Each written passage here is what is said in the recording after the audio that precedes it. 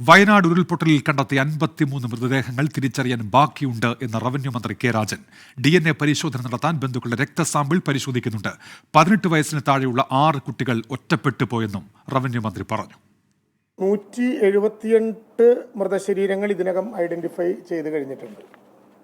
53 എണ്ണം ഐഡന്റിഫൈ ചെയ്യാത്ത മൃതശരീരങ്ങളാണ്. അങ്ങനെ 53 മൃതശരീരങ്ങളും 203 ബോഡി പാർട്സും ഉൾപ്പെടെ 256 ശരീരഭാഗങ്ങൾ ഉൾപ്പെടെയുള്ളവ ഇനിയും തിരിച്ചറിയാൻ കഴിയാത്ത വിഭാഗത്തിൽപ്പെടുന്നതാണ്. അതുമായി ബന്ധപ്പെട്ട DNA ടെസ്റ്റും അതിനനുസൃതമായ വിധത്തിൽ ബന്ധുക്കളുടെ രക്തസാമ്പിളുകളുടെ പരിശോധനയും അതിവേഗത്തിൽ നടന്നു വരികയാണ്. വയനാട് ഉരുൾപൊട്ടലിൽ വീടുകൾ നഷ്ടമായവരുടെ താൽക്കാലിക പുനരധിവാസം ഉടൻ പൂർത്തിയാക്കുമെന്ന് കൂടി റവന്യൂ മന്ത്രി ഇപ്പോൾ അറിയിച്ചിട്ടുണ്ട്.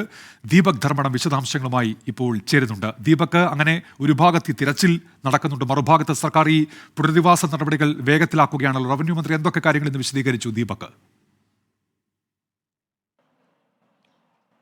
ഉന്മേഷ്, ഏറ്റവും പ്രധാനപ്പെട്ട കാര്യം തെരച്ചിൽ അതിൻ്റെ ഒടുവിലത്തെ അവസ്ഥയിലേക്ക് എത്തുന്നു എന്നുള്ളതാണ്. കാരണം തെരച്ചിലിൽ ഓരോ ദിവസവും കിട്ടുന്ന ശരീരഭാഗങ്ങളുടെ എണ്ണം കുറഞ്ഞുകൊണ്ടേയിരിക്കുന്നു. ഇന്നിപ്പോൾ ഒരു മൃതദേഹവും 2 ശരീരഭാഗവുമാണ് കിട്ടിയത്. അത് കിട്ടിയത് മലപ്പുറം ഭാഗത്തു നിന്ന് തന്നെയാണ്. ഒരെണ്ണം വയനാട് ഭാഗത്തു നിന്നുമാണ് കിട്ടിയത്.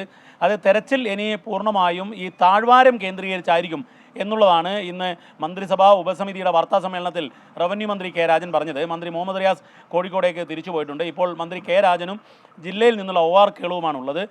മന്ത്രി AK ശശീന്ദ്രൻ ഉപസമിതി അംഗം ബംഗളൂരുവിലെ യോഗത്തിന് പോയിരിക്കുകയാണ്. ആന സംരക്ഷണവുമായി, മനുഷ്യ കോൺഫ്ലിക്റ്റുമായിട്ടുള്ള യോഗത്തിൽ. ഏതായാലും ഇന്ന് നാളെ കൂടി തിരച്ചിൽ നടത്താൻ തീരുമാനിച്ചിട്ടുണ്ട്. നാളെയും തിരച്ചിൽ തുടരും. അത് പൂർണ്ണമായും വനാന്തരങ്ങളിലൂടെ പോകുന്ന ചാലിയാറിൻ്റെ താഴ്വാരങ്ങളിലായിരിക്കും തെരച്ചിലുണ്ടാവുക. 7 സെക്ടറുകൾ തിരിച്ചുകൊണ്ടുള്ള തെരച്ചിലാണ്. പക്ഷേ തെരച്ചിൽ ഇനിയും അധികനാൾ നീട്ടിക്കൊണ്ടുപോകേണ്ടതില്ല എന്നുള്ള ചർച്ചയും ആരംഭിച്ചിട്ടുണ്ട്. കാരണം അത്തരത്തിൽ മണ്ണിനടിയിൽ നിന്നും കണ്ടെത്താനുള്ള എല്ലാ ശ്രമവും നടത്തിക്കഴിഞ്ഞു. അതിൻ്റെ അവസാനവട്ട ശ്രമമായിരുന്നു ഇന്നലെയും നടന്നത്. അതുകൊണ്ട് തന്നെ ഇനിയുള്ള തിരച്ചിൽ ഈ വാലി കേന്ദ്രീകരിച്ച് താഴ്വാരത്തേക്ക് മാത്രം നിയന്ത്രിക്കാൻ വേണ്ടിയാണ്, അങ്ങനെ ഒതുക്കാൻ വേണ്ടിയാണ് തീരുമാനിച്ചിരിക്കുന്നത്. മറ്റൊന്ന് സർട്ടിഫിക്കറ്റ് വിതരണം, അതായത് നഷ്ടപ്പെട്ടവരുടെ സർട്ടിഫിക്കറ്റ് വിതരണം ശരിയായ രീതിയിൽ പുരോഗമിക്കുന്നു. ഇന്ന് തന്നെ 1000-ലേറെ സർട്ടിഫിക്കറ്റുകൾ വിതരണം ചെയ്തു. മറ്റൊരു പ്രധാനപ്പെട്ട കാര്യം, ഈ ഒറ്റപ്പെട്ടു പോയവരുടെ എണ്ണം, അതിൽ ചെറിയ കുട്ടികൾ ഉൾപ്പെടെയുണ്ട്. അവരുടെ കാര്യത്തിൽ എന്ത് തീരുമാനമെടുക്കണം എന്നുള്ളത് ഉടൻ തന്നെ തീരുമാനിക്കും. അത് മുഖ്യമന്ത്രി തന്നെ ആ വിഷയത്തിൽ ഇടപെട്ടിട്ടുണ്ട്. ഇന്ന് മുഖ്യമന്ത്രി ഒരു ഓൺലൈൻ മീറ്റിംഗ് മന്ത്രിസഭാ ഉപസമിതിയുമായും ചീഫ് സെക്രട്ടറിയും ഒക്കെ പങ്കെടുത്തുകൊണ്ട് നടത്തിയിരുന്നു. അതിൽ ഈ പുനരധിവാസം, താൽക്കാലിക പുനരധിവാസത്തിൻ്റെ കാര്യത്തിൽ ഒരാശങ്കയും ഉണ്ടാകരുത് എന്ന നിർദ്ദേശമാണ് മുഖ്യമന്ത്രി മന്ത്രിസഭാ ഉപസമിതിക്ക് നൽകിയത്. ഉന്മേഷ്, ശരി, ദീപക് ധർമ്മടമാണ് വാർത്തയുടെ വിശദാംശങ്ങൾ നൽകിയത്. അങ്ങനെ ഒരു ഭാഗത്ത് തിരച്ചിൽ നടക്കുന്നുണ്ട്, മറുഭാഗത്ത് പുനരധിവാസ പ്രവർത്തനങ്ങളുമായി സർക്കാർ മുന്നോട്ട് പോകുന്നു. സീന മുഹമ്മദ് ഒരു കാര്യം ചൂണ്ടിക്കാണിക്കുന്നുണ്ട്.